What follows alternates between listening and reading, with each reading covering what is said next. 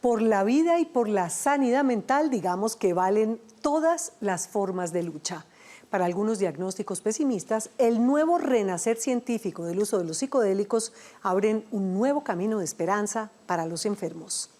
Simón Posada conoció 2 pacientes que superaron el dolor y el miedo a la muerte con estas sustancias que han sido prohibidas y poco estudiadas. Un viaje sanador más allá de la ciencia. Tuve un accidente y me quedó doliendo mucho. Quedé con un dolor súper fuerte y pasé unos meses sin saber qué era hasta que me diagnosticaron. Y era una lesión en un nervio, un nervio que se llama el nervio pudendo, que cruza toda la pelvis. Cuando uno escucha hablar a Ana Lucía Cárdenas sobre el dolor, se da cuenta de que uno, en realidad, nunca ha experimentado nada igual al dolor profundo que ella describe. A eso le dicen el dolor del suicida. Y eso es como un dolor de oído muy fuerte que tú no puedes localizar. Tú te acuestas, te duele, te paras, te duele, te mueves, te duele, te quedas quieto, te duele. No, es como una migraña. Y pues es como yo no tengo nada más que hacer, lo único para no sentir ese dolor es morirme. Así empezó Ana Lucía a contemplar la idea de pedir la eutanasia. Yo puedo en cualquier momento acabar con esto. Me da un poco de poder, ¿no?, sobre la vida. Con esa carta bajo la manga, Ana Lucía empezó a planear cuándo irse de este mundo. Una persona que quiero mucho de mi vida vive en Australia y va a venir en junio. Entonces yo tengo que aguantar hasta junio. Ana Lucía trabajaba en gestión cultural en Medellín y en medio de ese dolor infinito se dio cuenta de algo trascendental. Lo primero que me doy cuenta es que yo había estado sintiéndome muy mal toda la vida. El problema no era la gestión cultural ni las instituciones ni donde yo estaba. El problema era que yo estaba en un lugar que no quería estar ni debería estar. Ana Lucía leyó un libro que se llama Cómo cambiar tu mente, del escritor estadounidense Michael Pollan, que habla de las diferentes terapias con psicodélicos que existen en el mundo. Eso no es fácil. Ella buscó quién hacía esas terapias en Medellín y tuvo su primera experiencia con LSD, una sustancia derivada de un hongo que se hizo muy popular en la cultura hippie en los años 60. Pero los excesos de la época llevaron a la prohibición del LSD y de otras sustancias similares por décadas. Sin embargo, en los años 90, universidades como Purdue y Johns Hopkins reactivaron los estudios sobre sus usos médicos. Fue un viaje muy duro. El dolor estaba en un nivel muy alto, muy alto, muy alto. Es que es muy difícil de describir. Pero sí, estaba acostada con los ojos cerrados porque es un viaje hacia adentro. Estaba en un lugar que sabía que era el silencio total y la oscuridad total en el último rincón abandonado del universo. En un momento a mí me llega la idea muy concreta de la oscuridad, ¿no? El silencio y la oscuridad total es lo que sucede entre 2 creaciones. La oscuridad total, donde estás solo, es cuando el creador que eres está a punto de crear algo. Poco a poco, después de esa experiencia, el dolor cedió y Ana Lucía aprendió a vivir con su nueva condición. Me obligaron a aprender a vivir en el presente. El dolor me enseñó eso, entre otras muchas cosas. Cuando tú entras a la clínica con dolor, te van a preguntar eso. Del 1 al 10, ¿cuánto te duele? Yo estuve en nivel de dolor 12 durante 1 año y medio seguido. Y ahora, digamos que oscilo entre 2 y 4, 2 y 3. ¿Y esto, entonces, tú se lo atribuyes a los psicodélicos? Es una herramienta muy importante.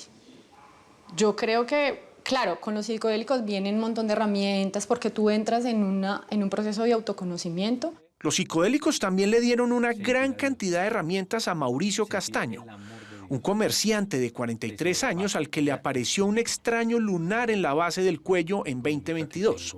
Se trataba de un melanoma. Y te digo, Simón, que yo no sabía que era un melanoma. Este tipo de cáncer empieza en los melanocitos, las células que producen la melanina, el pigmento que le da color a nuestra piel. Los tratamientos le han dejado en su cuerpo cicatrices de hasta 5 centímetros. El cáncer le hizo metástasis en el pulmón. Sacan ganglios, sacan la parte del pulmón, tratan de limpiar lo que más se pueda, una recuperación más o menos de 2 meses. Me fue maravillosamente en las 2. Mauricio ha perdido 14 kilos y en los últimos 3 meses ha entrado varias veces a una unidad de cuidados intensivos. Su lucha contra el cáncer está cada vez más difícil y su recuperación a veces se ve lejana. En este proceso ha empezado a sentir una gran presión de su familia frente a la idea de la muerte. Es difícil a veces cuando te dicen, es que tú no te puedes morir. Por eso, enfermo y con mucha presión familiar, decidió probar una terapia con bufo, un psicodélico derivado de un sapo conocido como Bufo alvarius. El bufo es una escamita que se aspira, se fuma. Sus efectos son de 15 o 20 minutos. Siempre hay un estado de conciencia en estas medicinas. El bufo se lo recomendó a Mauricio, un amigo cercano que había perdido a su esposa por una enfermedad. Veía cómo emanaba de mi cuerpo frecuencias de colores morados, rosados, pero colores que jamás había visto. Todo se ve como en HD, en alta definición. Mauricio dice que en esta experiencia sintió una gran tranquilidad, tanta que le hizo pensar y sentir que no tenía por qué tenerle miedo a la muerte. La ciencia todavía no sabe de dónde vienen las visiones que describen las personas que consumen psicodélicos. ¿Cuáles son los principales inconvenientes que tienen ustedes para estudiar este tipo de sustancias? La parte legal. El profesor Andrés González tiene un PhD en Ingeniería Química y es uno de los científicos que dicta un curso sobre hongos psicodélicos en la Universidad de los Andes. Cuando uno llega y trata de mirar los reportes científicos, son muy limitados con respecto a lo que narra la gente. La gente habla, por ejemplo, de que le cura el dolor o que puede servir para el sueño o para aumentar la tensión, y resulta que no necesariamente cuando uno va a la evidencia, que es lo que siempre hay que estar orientado, se reportan todos estos efectos. La humanidad sabe más de viajes al espacio que de viajes con psicodélicos, así que el profesor González recomienda prudencia y mucho cuidado. Cuando uno consume el hongo, no está consumiendo solamente una molécula, sino que está consumiendo muchas. Cómo interactúan en ellas el efecto en el cuerpo todavía no se conoce. Entonces, si no tenemos claro eso, si no desarrollamos investigación en el tema, pues siempre vamos a estar en los linderos de la especulación. Entonces, pues como todas las sustancias, como las que tenemos ahora, que es el alcohol, pues en exceso tiene un problema. Mauricio vivió su experiencia en la Fundación Conciencia Viva, una institución ubicada en Guarne, Antioquia, que acompaña a personas con enfermedades terminales. Aquí se les ayuda a perder el miedo a la muerte y a vivir más tranquilos y felices en sus últimos días. Todo es súper bien preparado. Con la fundación todo es milimétricamente bien hecho. Por eso la seriedad de estos temas. Entonces tú estás en la colchoneta acariciando el pasto, pero sabes que los filamentos del pasto, y los puedes ver, conectan con tus vellos y tu piel. El profesor González le da una explicación científica a esta felicidad que sintió Mauricio. Mirándolo desde el punto de vista molecular, lo que hace es interactuar con un receptor de una molécula que usualmente es receptor de la serotonina. La serotonina es la que nos da alegría. La psilocibina, que está presente en los hongos, lo que hace es reemplazar esa serotonina y tener un efecto análogo. Todo está mediado por química. Cuando estamos deprimidos es química. Cuando estamos en una tusa es química. Es básicamente el opuesto de la psilocibina, es porque se bajó la serotonina que estamos deprimidos. Cuando uno ve a alguien que le gusta, también hay química, ¿no? También. Se dispara la serotonina. Jaime Andrés Vinasco es director y cofundador de la fundación. Pertenece a una familia de farmacéutas, estudió ciencias de la salud y fue quien acompañó a Mauricio en su primera experiencia. Si aquí ahorita llegara la DEA y hiciera un allanamiento, no encontrarían nada, ¿no? No van a encontrar nada. ¿Por qué? No van a encontrar nada ilegal. Contrario a lo que muchas personas piensan de que todas estas sustancias son ilegales, la verdad es que también hay un amplio botiquín de sustancias o legales o alegales. El principal miedo que tenemos todos los seres humanos es a la muerte. Un punto muy importante para aclarar es que la fundación no vende ni suministra sustancias de ningún tipo. Ellos simplemente guían a las personas a consumirlas de la mejor manera y con fines terapéuticos. Están divididas en 3 grupos: los psicodélicos visionarios, como los hongos psilocibios, el yagé o la ayahuasca; los empatógenos, donde está el MDMA, conocido popularmente como éxtasis; y por último los disociativos, como la ketamina. Estas sustancias están siendo muy utilizadas en campos como la salud mental, las enfermedades neurodegenerativas, también para el dolor y la inflamación.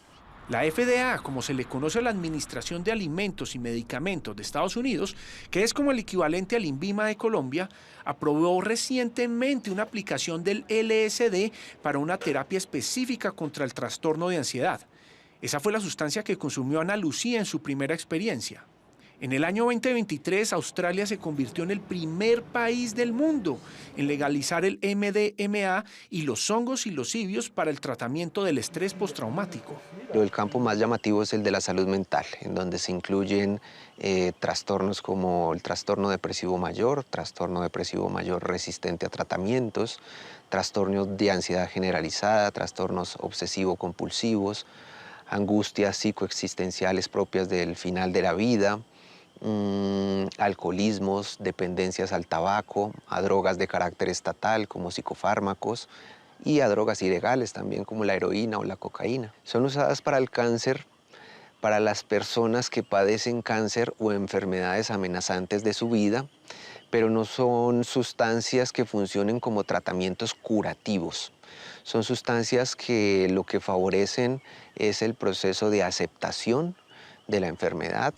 Los psicodélicos no van a curar del cáncer a Mauricio, pero su vida está plena desde que empezó su tratamiento con ellos. Quiero vivir mi día a día, despertarme y ver a mi esposa ahí al lado, abrazar a mi hija. Las prioridades cambian. Ya no es cuando tenga esa casa voy a ser feliz, cuando tenga este carro voy a ser feliz. Que es muy peligroso recomendarlo para algo específico, por lo que yo te digo, esto no es magia. Si tienes cáncer, toma psicodélicos, ¿no? Sí, o sea, es muy irresponsable. Lineta Alarcón es médica y especialista en toxicología y acompaña a la fundación en sus prácticas. Ella dice que volverse adicto a los hongos o al yagé es tan poco probable como volverse adicto al café. Es mucho menos que el café. ¿Qué es lo más adictivo? Los opioides sintéticos y el alcohol. Linet dice que la diferencia del LSD o el yagé con la marihuana y la cocaína es que su uso se ha masificado y por ello es más fácil caer en su abuso. Otro punto clave aquí para aclarar es que Mauricio no propone que las personas dejen su tratamiento médico convencional contra el cáncer. Cada 15 días sagrado voy a la inmunoterapia, juicioso, y le pido a la vida y a Dios y a la energía y a todo lo que creo que ese medicamento que entra en mi cuerpo haga lo que debe hacer. Verónica Vargas es psiquiatra y también apoya a la fundación en sus procesos. Es común en la consulta uno encontrar personas con depresiones que no mejoran. Ella ha trabajado los psicodélicos como un camino alterno a los medicamentos tradicionales psiquiátricos, cuando dejan de dar resultados o terminan siendo peores que la enfermedad. Los efectos adversos son intolerables. Y así como los medicamentos contra las enfermedades de salud mental suelen tener contraindicaciones, los psicodélicos tampoco son para todo el mundo. Pacientes con esquizofrenia, trastornos delirantes, bipolares o psicosis, por ejemplo, no deberían probar este tipo de sustancias. Incluso personas con otro tipo de dolencias que no son mentales pueden tener alguna contraindicación. Personas con alguna condición cardiovascular grave, con hipertensiones muy altas. Son sustancias fisiológicamente muy seguras, pero tenemos que cuidar mucho de la experiencia psicológica de la persona. Conocí a Mauricio en mayo de este año y desde entonces su salud ha desmejorado. Sin embargo, cuando hemos hablado por teléfono en todos estos meses, su tranquilidad frente a la idea de la muerte ha sido admirable. Para Ana Lucía, por su parte, la muerte ya no es una opción en este momento. Ella aprendió a vivir un día a la vez para soportar ese dolor tan inmenso que la puso entre la vida y la muerte. En el camino de los psicodélicos, en realidad, ella tenía muy poco que perder. Siempre esto hay que hacerlo con mucho cuidado, no se puede hacer con cualquier persona.